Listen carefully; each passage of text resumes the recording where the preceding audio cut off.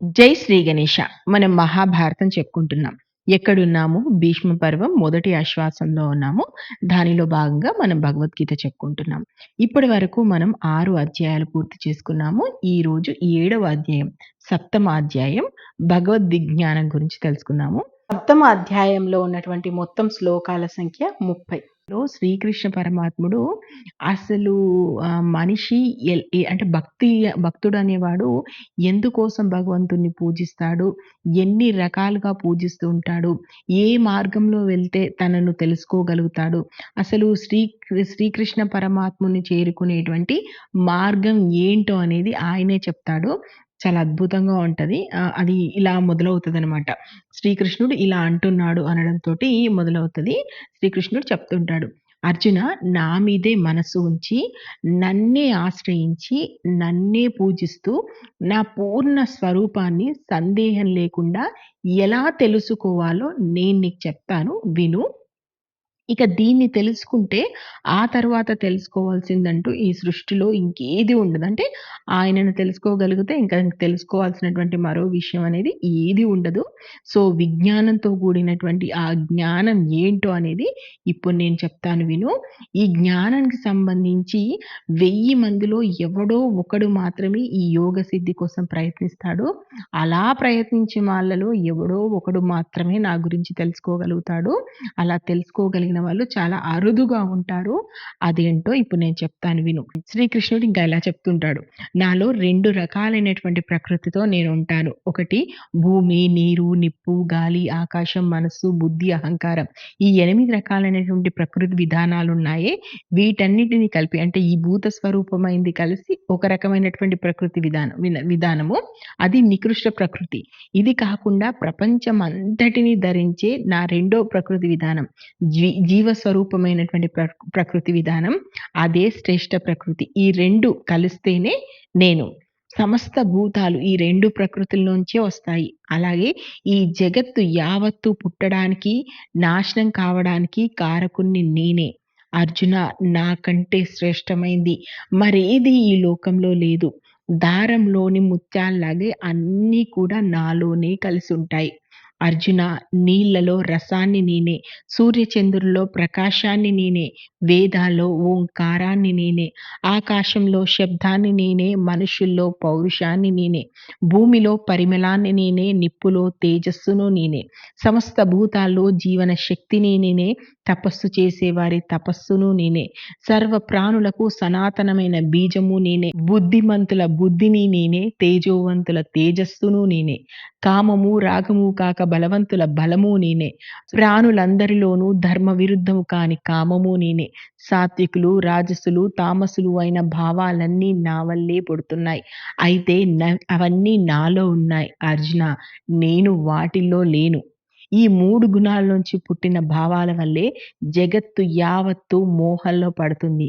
అందుకే దానికి భిన్నంగా ఉండేటువంటి నన్ను తెలుసుకోలేకపోతుంది. ఆ దివ్యమైనటువంటి మాయను దాటి నన్ను చేరడం అనేది చాలా కష్టతరమైనటువంటి విషయం. అయితే నన్ను శరణు అన్న వాళ్ళకు మాత్రం ఆ మాయను నేనే తొలగిస్తాను. కాకపోతే మూఢులు, పాపాత్ములు, అధములైనటువంటి మానవులు ఎప్పటికీ ఆ మాయను దాటలేరు.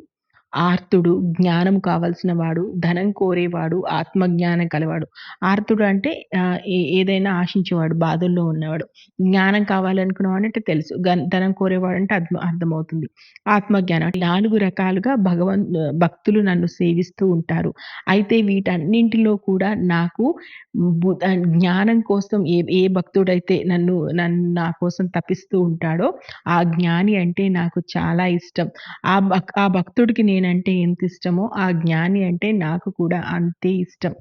ఎన్నో జన్మలెత్తితే కానీ అలాంటి జ్ఞానవంతుడు కాలేడు. అలాంటి జ్ఞానవంతుడు కూడా అనేక జన్మలెత్తిన తర్వాత మాత్రమే నన్ను చేరుకోగలుగుతాడు. తమ తమ ప్రకృతిని బట్టి ఆయా కోరికలతో మతిపోయిన వ్యక్తులు తమ కోరికల కోసం పరితపిస్తూ ఉంటారు.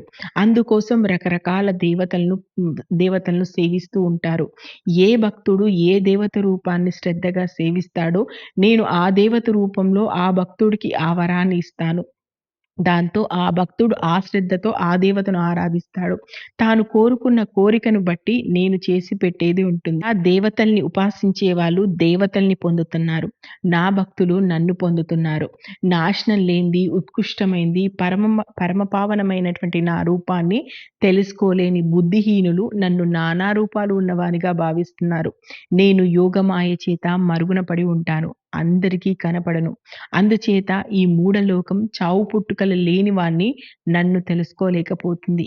ఇంతకు ముందు, ఇప్పుడు, ఇక ముందు ఈ 3 లోకాల్లో పుట్టే యావత్ ప్రాణుల్ని నాకు తెలుసు. నన్ను మాత్రం ఎవ్వరూ కనుక్కోలేరు. కారణమేంటంటే సమస్త ప్రాణులకు ఇష్టము, అయిష్టము, పుట్టుకతోనే సుఖము, దుఃఖము అనేటువంటి ద్వందాలు యోగమాయ ద్వారా వస్తున్నాయి. కాబట్టి ఆ జీవి ఆ ద్వంద్వ స్వభావం ఉన్నటువంటి మోహంలోనే కొట్టుక చస్తున్నాడు. అయితే పుణ్యకర్మలు చేసే జనులు మాత్రం పాపాలు లేకుండా చేసుకుంటూ ఉంటారు. అలాంటి వాళ్ళు ఏదో ఒక సమయానికి ఈ ద్వంద్వ మోహం నుంచి బయటపడతారు. దృఢవ్రతులై నన్నే భజిస్తారు. ఇలా నన్ను ఆశ్రయించి జనన మరణాల నుంచి ముక్తులు కావడం కోసం ప్రయత్నిస్తూ ఉంటారు. సమగ్రంగా ఆ బ్రహ్మము, ఆధ్యాత్మికము, సమస్తమైన కర్మల గురించి తెలుసుకుంటారు. ఆది భూతము, ఆది దైవము, ఆది యజ్ఞం కూడా నేనే అని తెలుసుకున్న వాళ్ళు ఏకాగ్ర చిత్తులై మరణ సమయంలోనైనా నన్ను తెలుసుకోగలుగుతారు.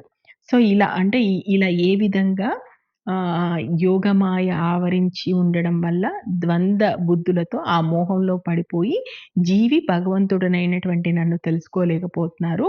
ఎన్నో జన్మల పుణ్యకర్మల చేత ఎన్నో జన్మలు ఎత్తి జ్ఞానులుగా మారి, ఆ జ్ఞాని కూడా ఎన్నో జన్మలెత్తిన తర్వాత మాత్రమే నన్ను తెలుసుకొని జనన మరణాల నుంచి ముక్తుడవుతాడు.